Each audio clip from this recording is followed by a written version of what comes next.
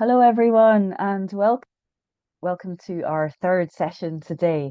It's called Teachers Share Resources for Social Change. So, we're just about ready to start this session. If you're joining us, please say hello in the chat. We would love to know where you're joining from. Um, and Jenny, if you're ready, you can stop sharing this slide now. Thank you so much. So, this is the third of three fantastic sessions today in this event on teaching for equality. And we've invited three teachers from around the world to share with us some activities that they use in their classrooms to help teach and encourage social change amongst their students and their colleagues. So, it's going to be a session full of wonderful ideas and following on from some of the wonderful ideas that we heard from Elsie Ananga and Yasmin Chowdhury. So let's meet some of our presenters today. We're here with Gopika, Carlos, and Urvashi. Hi, everyone. Hi, Melissa. Hi. Hello. So we're going Hi to invite everyone. we're going to invite you back later, Urvashi and Carlos. But for now, we're going to start with a short presentation from Gopika Jayachandran.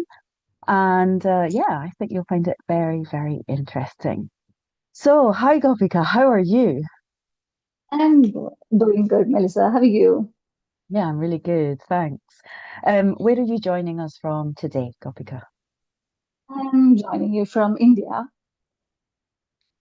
And Telangana is Telangana, sorry, is your region. Yes, Is that it's a right? southern state in India. Yes. Okay. Well, I'll tell the audience a little bit about you. So Gopika is a teacher and a researcher at the National Institute of Technology in Telangana. And she's going to talk about visual literacy in the language classroom and how that connects to social change. So everyone have a great time with Gopika. When you're ready, you can share your screen and I'll be here if you need me. But for now, everyone, yes, enjoy. Okay, Melissa. Hi, everyone. I'm Gopika from India, and I'm going to talk about critical visual literacy today. Let me share my slide.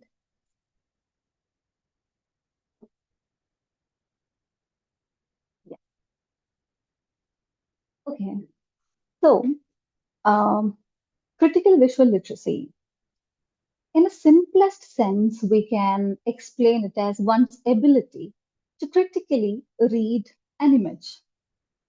So just before going to the slide, I just want to just give you a glimpse of what we're going to do in the rest of the slides. So I'm going to show you uh, some AI generated images. So the discussion is going to be more about images, visuals, visual meaning. So I have divided my presentation this way.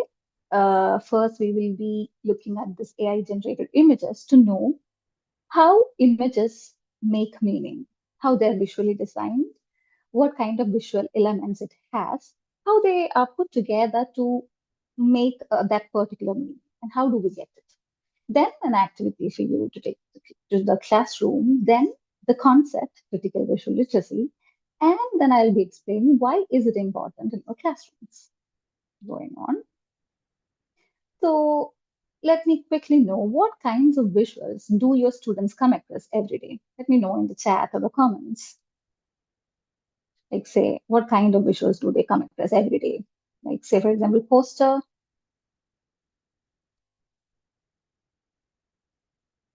What kind of visuals? PowerPoints, yes. Social media. Okay. Still, what kind of Canva, PowerPoint, posters, advertisement, videos? Yes, yes. Okay. Okay. Now, do you use images in the classroom? If so, how do you use images in the teaching?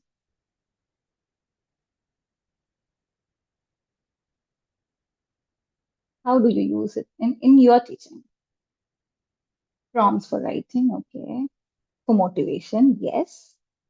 PPT, Brainstorming. Yeah, lovely. Surveys, ChatGPT.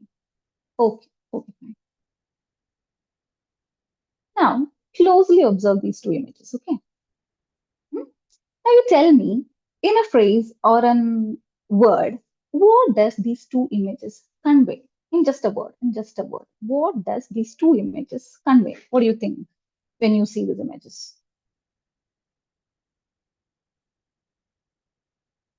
Work, jobs, profession, perseverance, action. Okay, professionalism. Okay. Now I have created it with AI, so I'll show you what prompt I gave, what word, hard work. Okay, okay, okay, we'll see. So see, the prompt that I've given, see at the bottom, create two different images showing hard work. Hard work was the word that I gave. So do you agree that it shows hard work? Does it show hard work? Do you agree with that?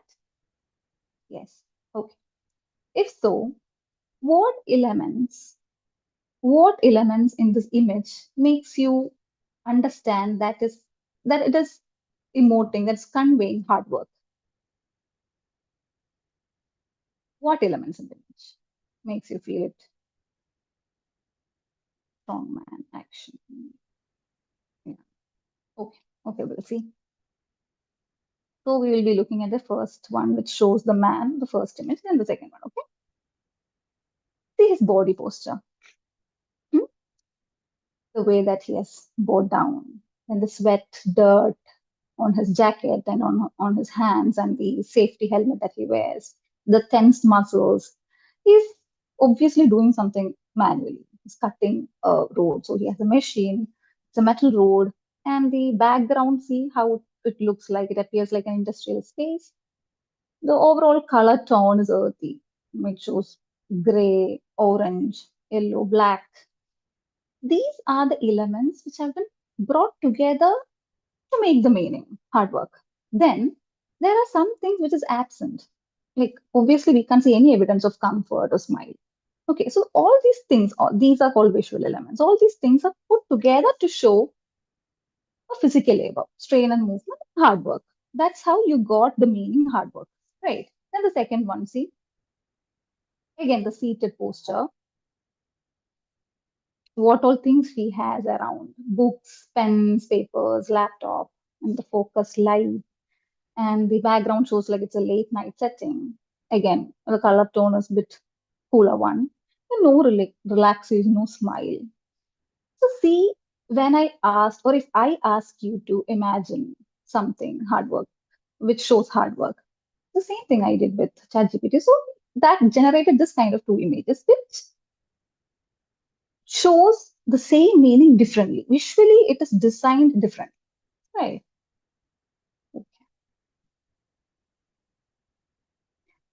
Now I asked, or you also imagine something like a set of parents who are hardworking. Same thing I asked ChatGPT. It generated these two images. Again, two different contexts. One set of parents are working inside, like in an industrial space. The other one is working with laptop as a kid. The mother is talking over phone, so multitasking.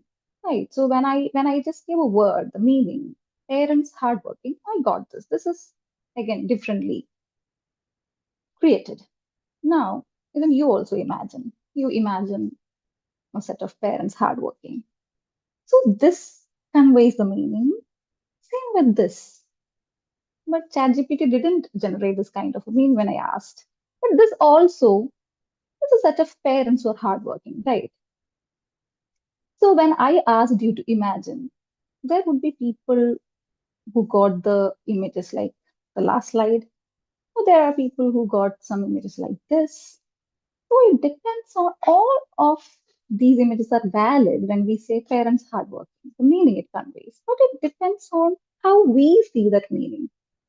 Okay, what all visual elements we have put in the mind. How do we see parents? How do we see hardworking? What kind of background we gave in our mind? It's about our own definition of it, the way that we have brought in or the kind of experiences that we have, the culture, our identity, everything. So the same meaning can be visually made differently, or the same image can be read differently from multiple perspectives. That's the whole idea of these images. Okay, so how these are visually designed, a meaning is visually designed, how differently it can be, how differently it can be read. Okay.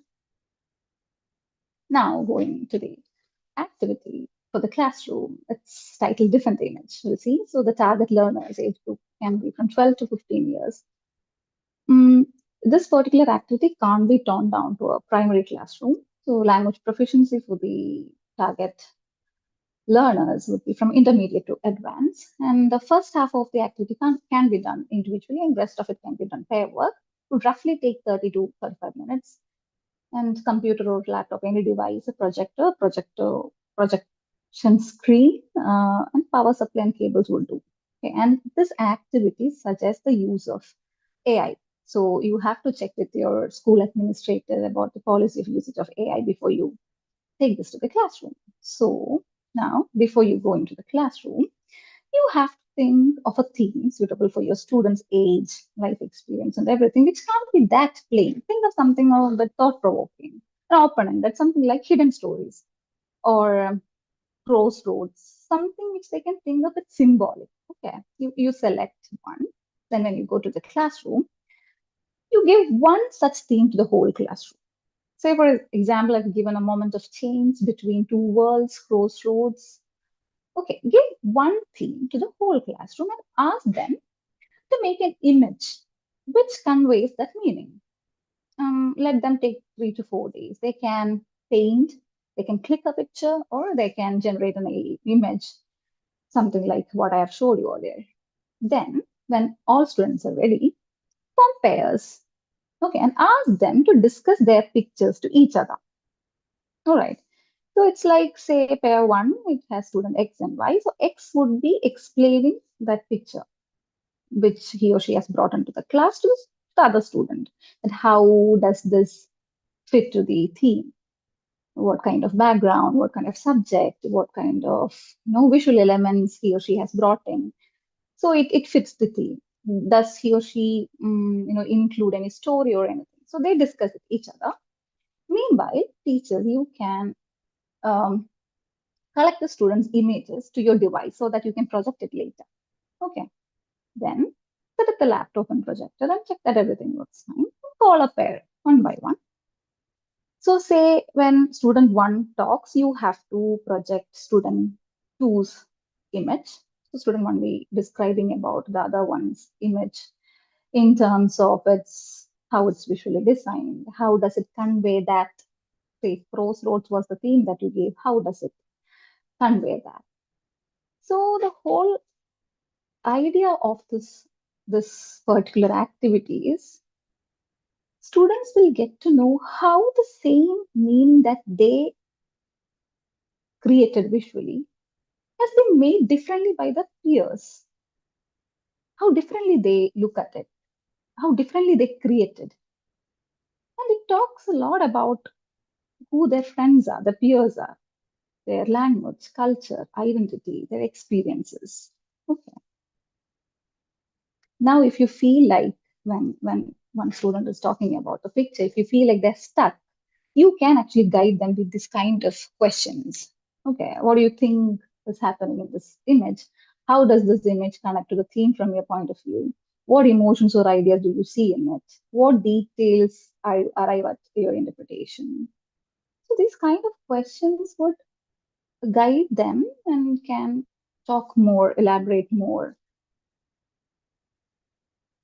Then after 4 or 5 pairs have explained the images, if you think like students get an idea about how differently this has been made, then you can collect like 10 to 15 images and can make a collage and then present that collage, can project it in front of the class and can conclude the session, can have a class discussion on how the same meaning that you gave, like crossroads,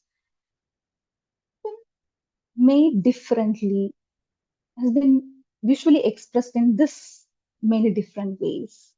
It depends on each student's definition, the way that they see their point of view, their culture, so that everybody gets to see how meanings are made, how the same image can be seen differently, or the same meaning can be made differently when it comes to visual expression. So, how do you think this activity helps students? How do you think?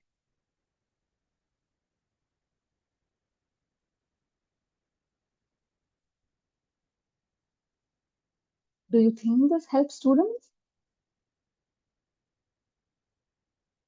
It talks about the student's mindset. Yeah, Fatima has deeper understanding of each other's perspectives. Yes, they do it with more interest, mentality, motivating creativity. It helps to expose others and other experience. Yes, yes, right. Now, so the concept which talks about all this that we have discussed so far as critical visual literacy. It's nothing, it comes from critical literacy, which is an ability to read any text a bit deep, find more ideas and meanings. When we think of what other point of views can be understood from that, or examining different perspectives that the text offers. So when we do the same reading to a visual or an image, it is called critical visual literacy. So so why is it important in the classroom? Why should we exercise this in our students? Is think of the tons of images that they come across a day. So don't you think like they have to process, they have to critically analyze it a bit before using it or sending it to somebody else, thinking of this won't be read in the same way as I think. Okay, so it helps in mindful reading and use of visuals, and it encourages reading a visual from different points of view, as we already discussed about the classroom activity. And it motivates to think from the perspective of the author. That's what when I asked you to imagine a set of parents hardworking, the different kind of images that you people produced, imagined. So when we get to see it, like, okay, that says a lot about the creator. Right. So we have to think when you make an image or when we process, when we read or when we talk about an image, we have to think it that.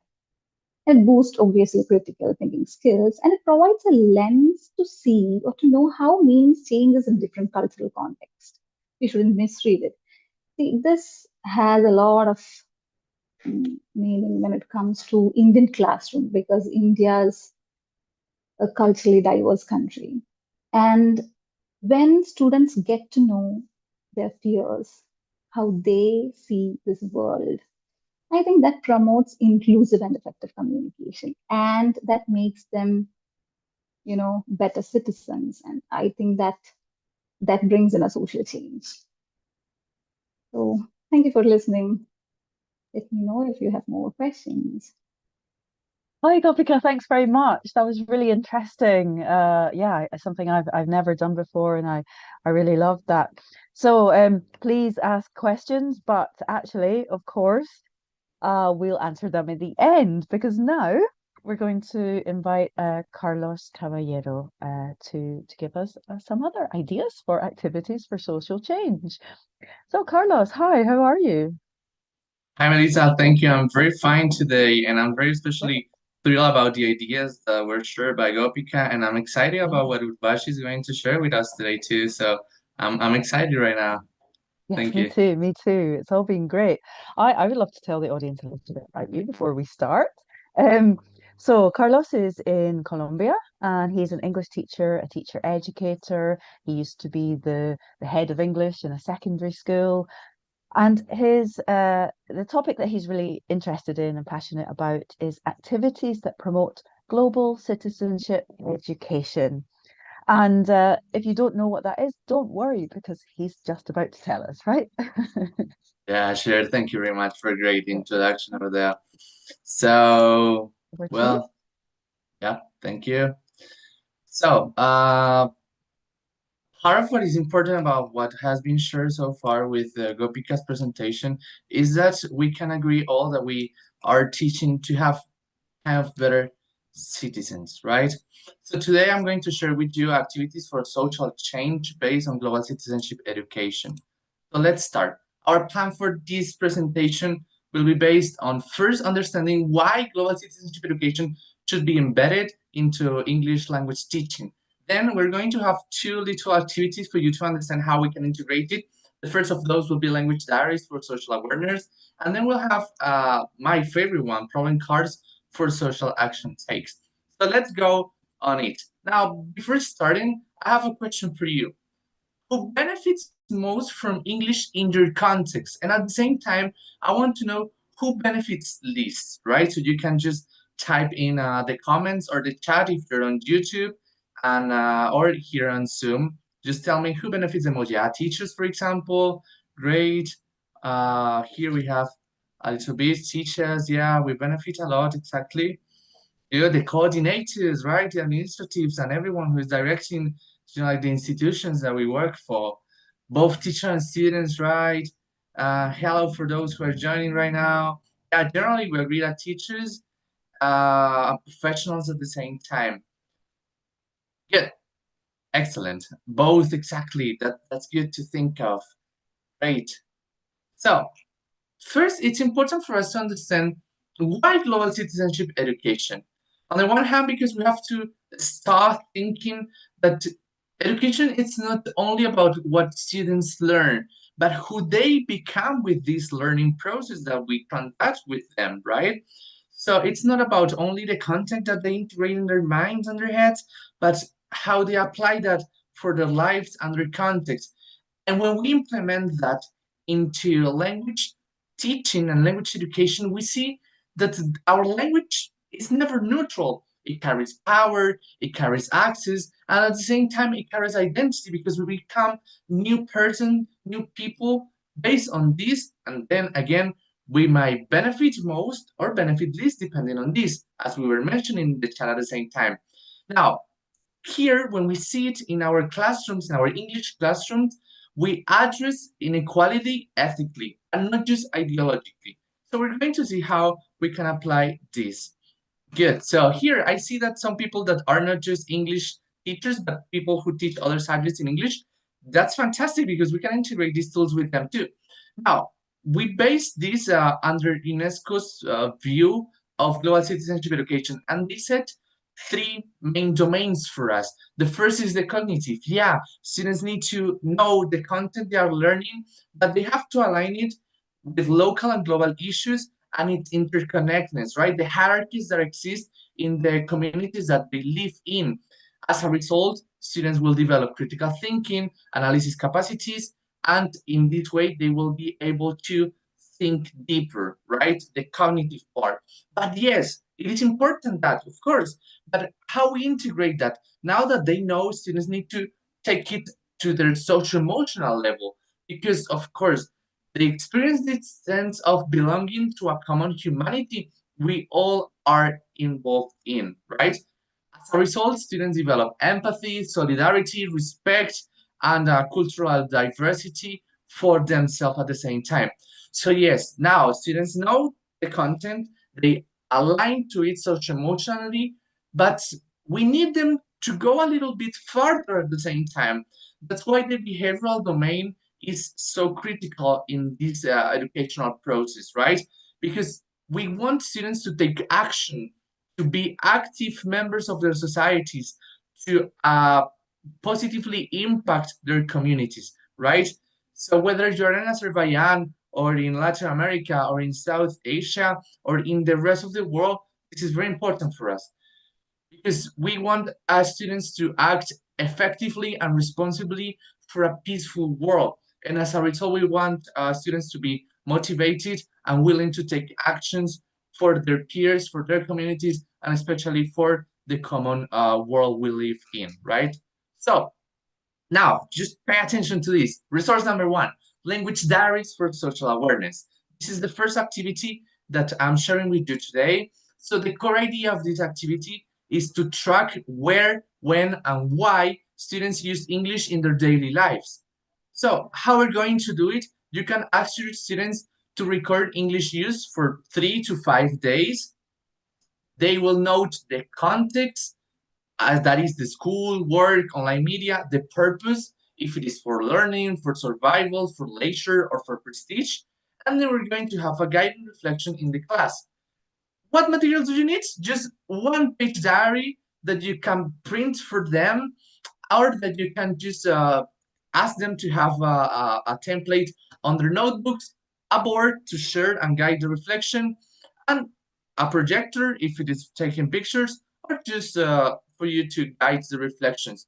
Of course, this is said to be A2 level and above, but we can just adapt it to even lower levels at the same time.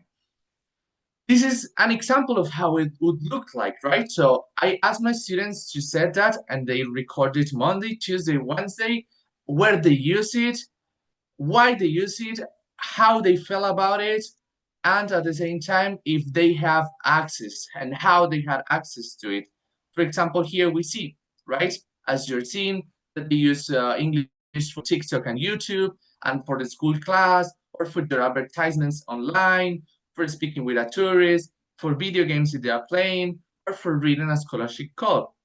These have different purposes, and the objective of this is for students to see that they are using the language every day, not only as the linguistic grammatical part, but then as individuals who speak the language and who use the language to interact with their communities, whether they are in person or virtual communities, and how they feel about it, because this set us a sense of identity and agency for us at the same time, right?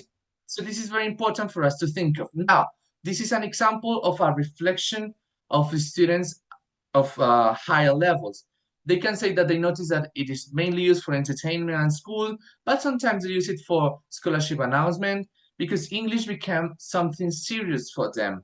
At the same time, they realize that they require many opportunities for English use, like jobs and travel, for example, when talking to tourists or when seeing, like job opportunities.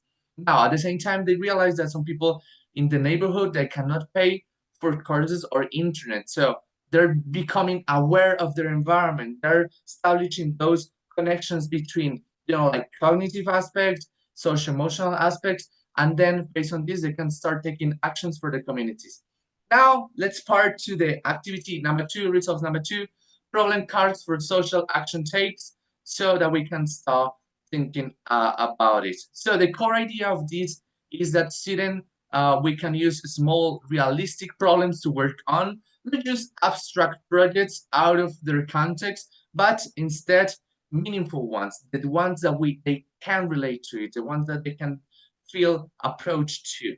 Now, how we're going to do it? First, ask students to take a problem card that we have a set of them, right? Second, describe the problem. So students have to start thinking about how this may look like, the implications of it, because then we take them to question causes and consequences of this problem that they are working on. Number 4 for us is to propose realistic actions. As the problem is based on their community, on their surroundings, they can propose realistic actions for stakeholders or for them themselves to work on. And at the end, we will reflect on feasibility and responsibility on this. Now, what materials do we need to work on this? From 6 to 8 printed problem cards, especially we don't require technology to work on this, right? So you can print them, or in case you want just to write them yourself by hand, it is also a good idea. Important, you are the one who decides how you want to work with them, because you can just take it as an icebreaker for your unit of the week or the lesson, working for the whole class, working in pairs, working in small groups, working in big groups. So you're the one who decides. And this is not exhausted. This is just flexible for you to apply. And the problems will be divided into, like the level of the students at the same time. I'm glad that you are liking this at the same time. So let's see how this looks like. This is an example of a problem in our community. In your school, some students cannot join online homework activities because they don't have access to internet at home. Teachers assume that everyone has access. However, some students feel embarrassed and stop participating. Grades are affected. This is a problem that we, especially in the global south, can correlate to. Now let's see how students work on that. First, they describe the problem, saying that yeah, some students don't have access to internet, they can't do homework online, and as a result, they get bad grades. Now students reflect on it with their causes and consequences. For example, they might say that the cause might be no money for Wi-Fi, bad signal in the area because it's a very marginalized zone, or parents don't have smartphones. Maybe there's one just device for the whole family and they have to share it with everyone. And consequences, we might feel that students feel embarrassed, that students fail the subject, and inequality increases. Now, students may propose holistic actions to work on homework on paper too. So we might say as a students, teacher, why don't we implement homework on paper? Why don't we suggest students to use school computers or give them access to it? Or create a study group at school? Or, teacher, give them more options. So as a result, students get to the reflection part. Of course, as school should help not only students themselves, because we all are integrating in this learning community. Teachers must not assume everyone has access, so we can start having this reflection. And as a result, we see that students, they involve in their problems in the community. They not only acknowledge the issues and the inconveniences in their communities, but they relate to others that are struggling, and they are proposing solutions for it. And this, you're the one who decides whether you want to take half of the class, 20 minutes, just one card, and work there on that. You are the one who do it. As an outcome, we can have a paragraph like this. This is an example of B1 level student, as to say that we might think that digital exclusion is unfair because learning becomes dependent on money. We propose that teachers offer two options, online and online homework. We can ask students to develop from single paragraphs ideas to complete essays, depending on the level of proficiency of themselves, right? And they become advocates for change. They become change makers in the community, and they start thinking about solutions. So you see, this is fantastic for us to implement. Now, we can think that the solution is realistic because it doesn't require new technology, only better organization, and responsibility should be shared between teachers and the school administration, right? So we are involved in this community together. It is not only students and teachers, but it's everyone in our society to work on this. Now, I want to know, which was your favorite activity, language diaries or problem cards? Whether you like any of those, you can work on it at the same time in it. So yeah, I see that you're liking language diaries and problem cards. Yes. How do you think that you can implement that in your context? Do you think that this is an option for you to work on with your students? Do you think that this might have a nice, proper result with them? Good, both. Excellent, excellent. I'm happy you're liking them. Yeah, it could be great for orientating them. Be great for debates at the same time. And yeah, then they can have this at the same time for us. Good, good. I'm happy you're liking it. Excellent. So, before finishing, I want to have this remarkable takeaway for us all. Remember, English teaching becomes transformative when learners see themselves as legitimate voices in the world, beyond just correct speakers of the language. This is not just about the linguistic, grammatical issues of or concerns of English, but this is how they use it to become agents, to become advocates, and to create new identities. I'm happy that you like this presentation. If you want additional resources, you can just use this on UNESCO's information, or the British Council also has relevant material for us to start working on global citizenship education in our local context too.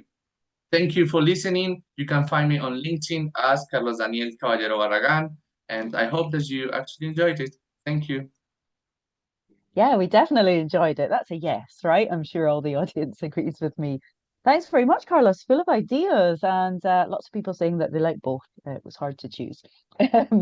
So ask any questions you want to in the chat, and we'll invite Carlos back in about 15 minutes. But Carlos will say goodbye just now, and we'll say hello to Urvashi, our third presenter today. Hi, Urvashi. How are you? Hi, Melissa. I'm wonderful. Great, fantastic. I'll tell the audience just a little bit about you and then we'll start. Urvashi, where are you joining us from today? Where I do you am in live? a very small city in Canada called Regina. It's minus 25 today. Wow, wow. Centigrade, that is cold. It is. Um, Urvashi is in Canada, a very, very cold part of Canada, and she has lots of teaching experience in India and in Canada, and she works specifically on decolonial and land-based pedagogies. So she's going to talk about some activities which involve translanguaging, which Carlos started to touch on. So let's continue that That's true. conversation. Over to Yeah. you, Urvashi.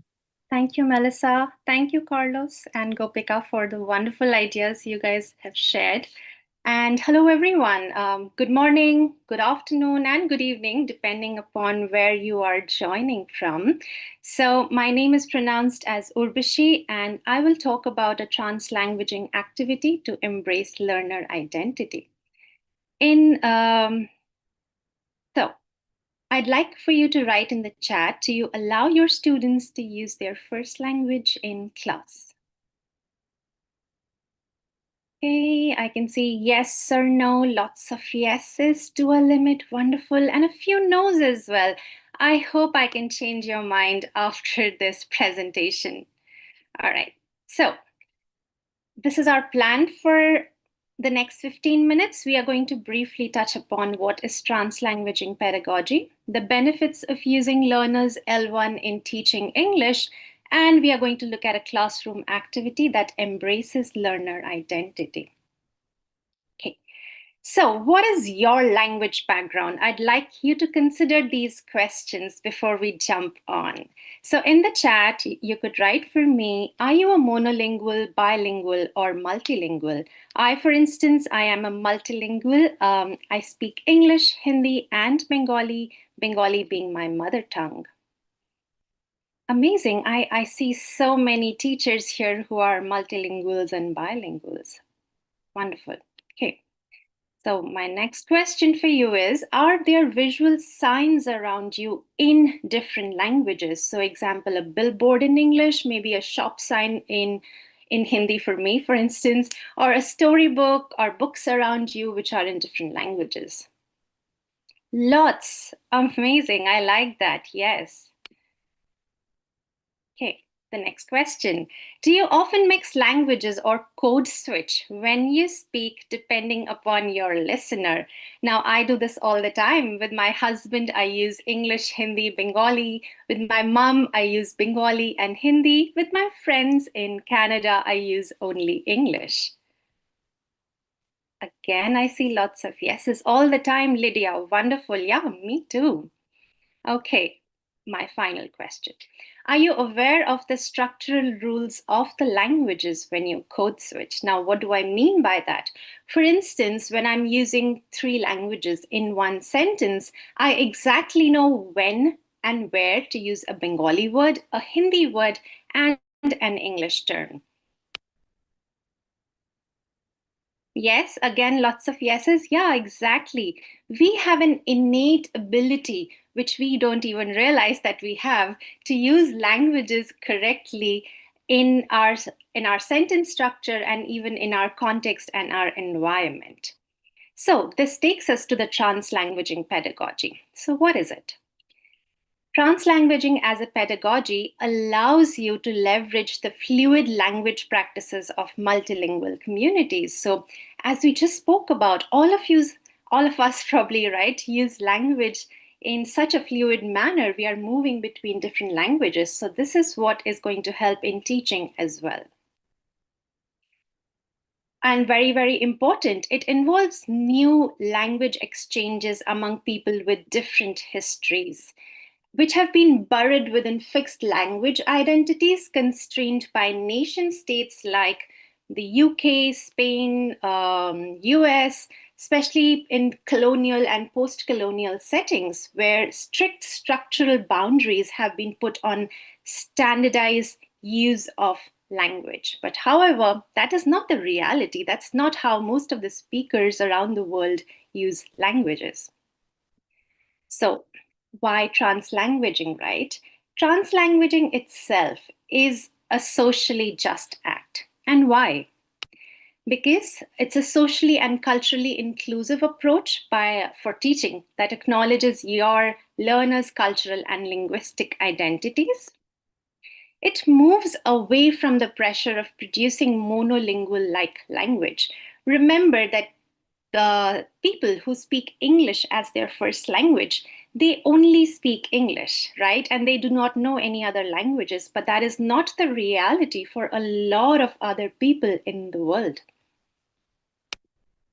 It balances the power imbalance between English as a dominant language and languages which are marginalized. Carlos did touch upon it a little bit when he spoke about the power the language has. And English, right? It has been used. It has become such a dominant language at this point of time that it's burying other languages. You will allow your learners to use language authentically by accepting the fluid nature of language that's used in bilingual and multilingual social contexts. You're focusing on meaning making and creativity rather than just accuracy and fluency. Remember, the main goal of communication is to understand each other. It's not to check each other's grammar. It allows to view your learners from a strength-based lens and not from a deficit-based perspective. You are not telling your learners that, oh, you don't know English. Instead, you are acknowledging the fact that your learners, they come with the knowledge of other languages. So essentially, you are empowering your learners, you are creating an empowering space for your learners to use language in a more meaningful manner. So in the chat, if you could tell me, in what ways have you used Students L1 in your classroom? Because I did see that some of you mentioned that you do allow students to use their L1.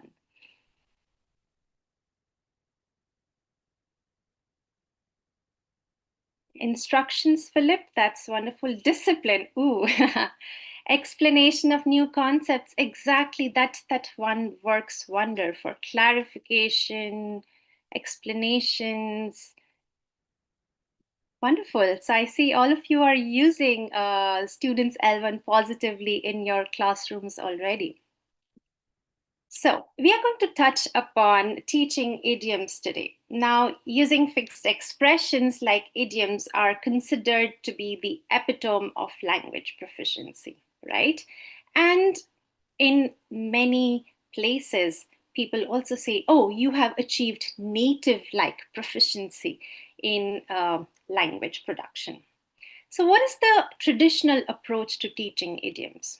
We generally give a list to our students.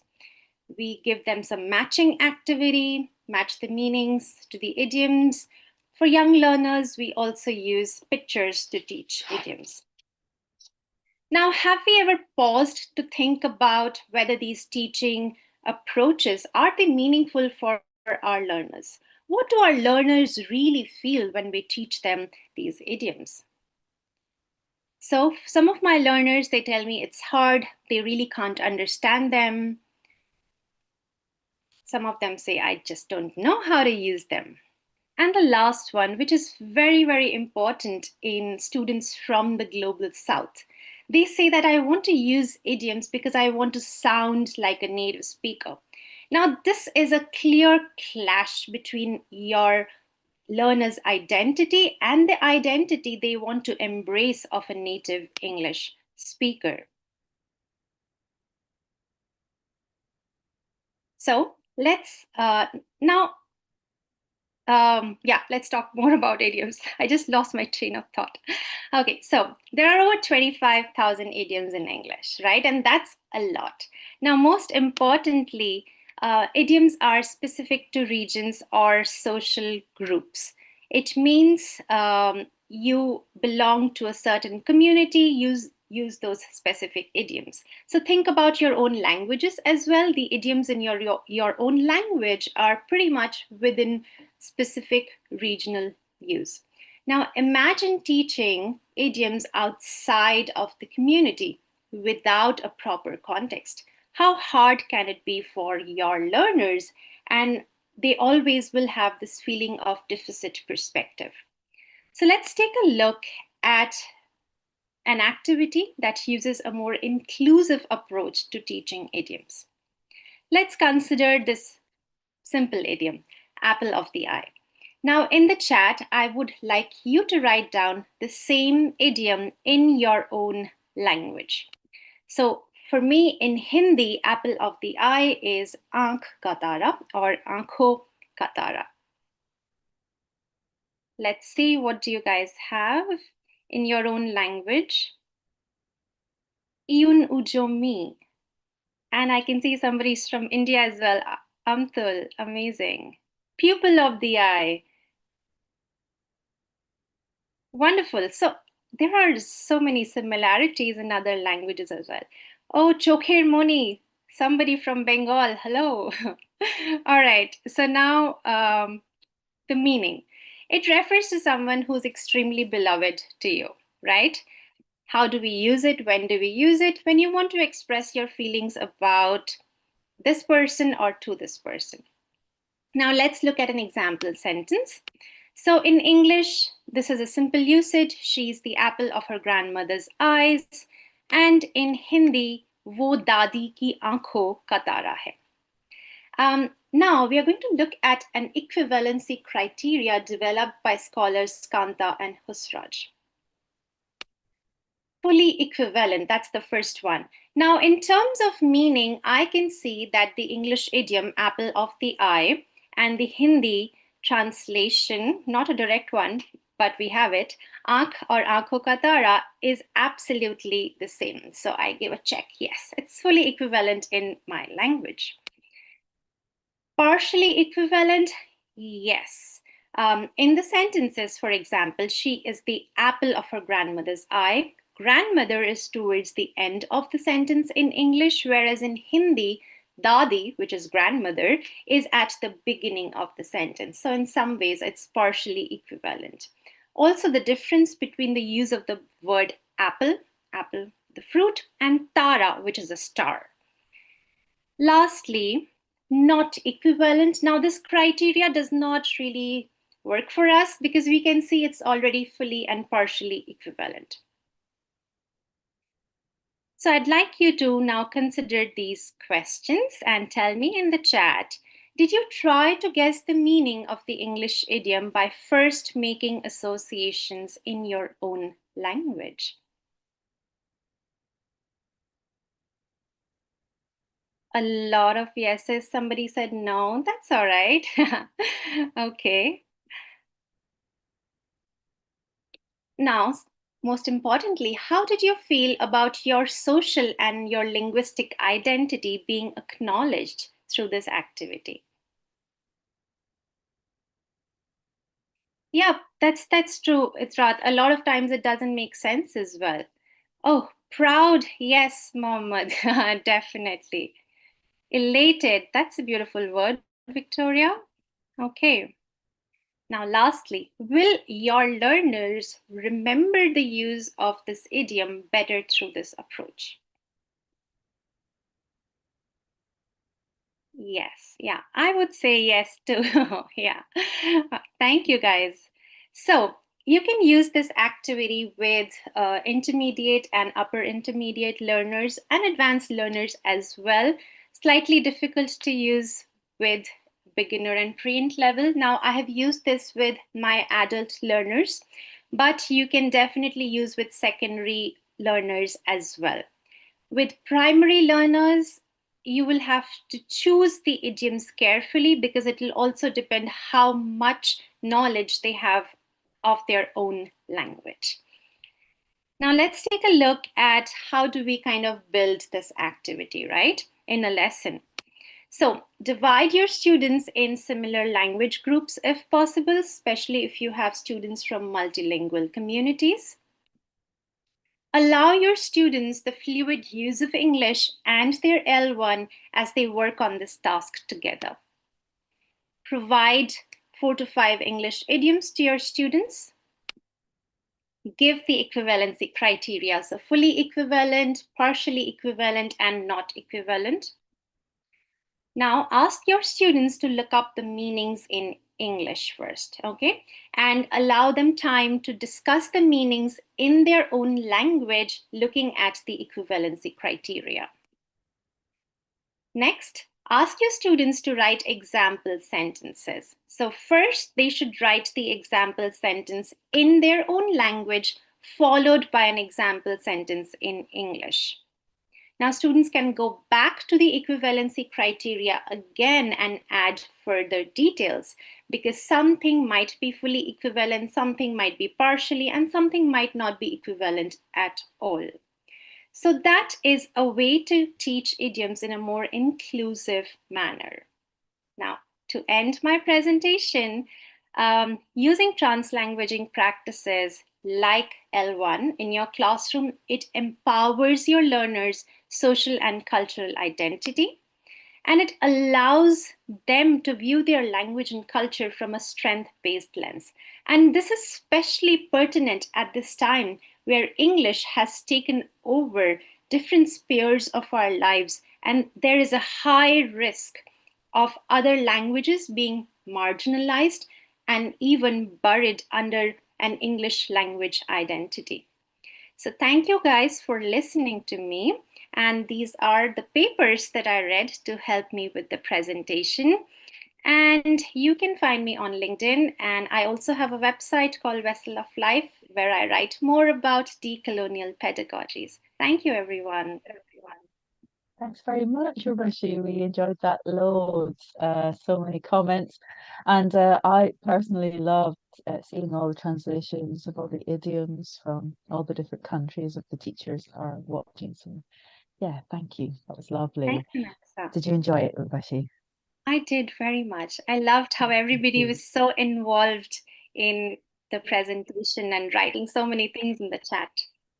Yeah, me too. Let's invite the other presenters back. So Carlos, if you're there, Gopika, if you're there, hi, welcome back. Have you enjoyed the session today? The other ideas?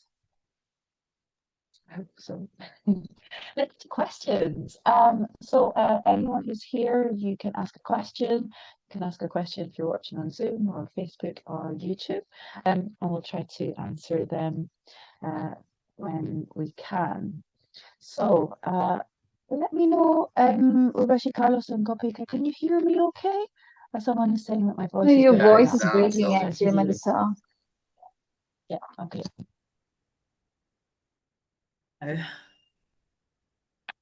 Yeah, does that sound? Now, can't hear you anymore. No. Okay. 1 second. Better now. I Yeah. think now it's No. fine. Now you can. Okay, sorry about that. Always a possibility of a small technical thing happening when we're working online. Okay, great. So let me know if you can't hear me. Any other point? So let's take a question. First question is one we like to ask to all the presenters. Is did your students enjoy it? Let's ask Gopika first. What did they like about the critical visual literacy activity? Melissa, see, I here back in India, I teach university students.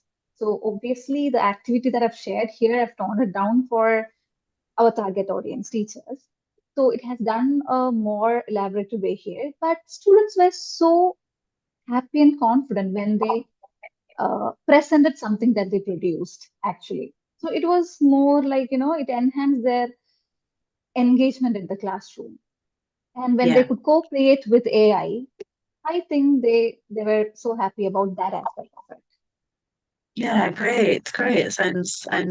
Sounds productive, and it's talking and it's discussing, and these issues are important, and I think that makes people talk, and I think that means that they're engaging with English and learning English ultimately. And I can imagine that happening with the problem cards. Carlos, did your students have good solutions to the problems? Sometimes my teenage students kind of find it hard to put their ideas into the world. How did you find it? Yeah, it was quite interesting because what you say is completely true. At the beginning, they were a little bit shy because they're not really used to speak out their minds a lot. But once someone starts doing it, they start replicating that. And it was fantastic because they then started aligning with their community, thinking about solutions for themselves. So that was great. Good, that's awesome. Someone actually asked you a question in Facebook as well, and they asked, could could they use this for lower level students, A2? Do you think they'd be able to do some problem solving work? Maybe they could take some of Ubashi's ideas and do it in their first language. I don't know. Carlos, do you think it can be for lower levels too? Yeah, indeed, I think so. I think that it doesn't depend on our level at all, but because this is not exhausted, but we can just adapt it to the context and the professional level of students, as well as the like Mhm. English linguistic topics we're working with. So we can, like not ask them to write a complete paragraph, but just a set of ideas, for example, or use translanguaging just to sparkle brainstorming a little bit for them to get into phrases with English. So that would be useful too. It depends, of course, on the level and how we can integrate that. Yeah, yeah, I can see that. I can see that. Yeah, working okay. Oh, nice.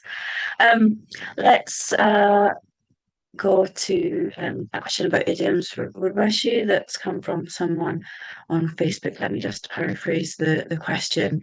Um, so it's Joanne asks, how do you stop students being too reliant on translation when they're working on idioms? Like they could go really quickly to an AI tool. Have you got any tips or techniques? So I personally do not use AI in my class. I Mhm. use Google Translator, and I encourage students to do that because it Okay. also allows them to see that translators are not exactly accurate as well.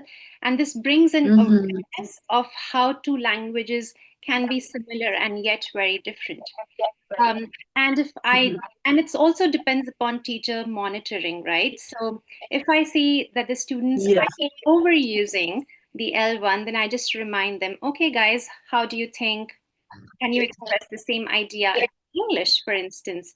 So this kind of helps you to keep both the languages in balance, but creates a more meaningful Mhm. way to understand how the two languages. Yeah. Yeah. Is about managing the activity balance. Yeah. Yeah. That sounds like a good solution. I hope that's helped our viewer out there.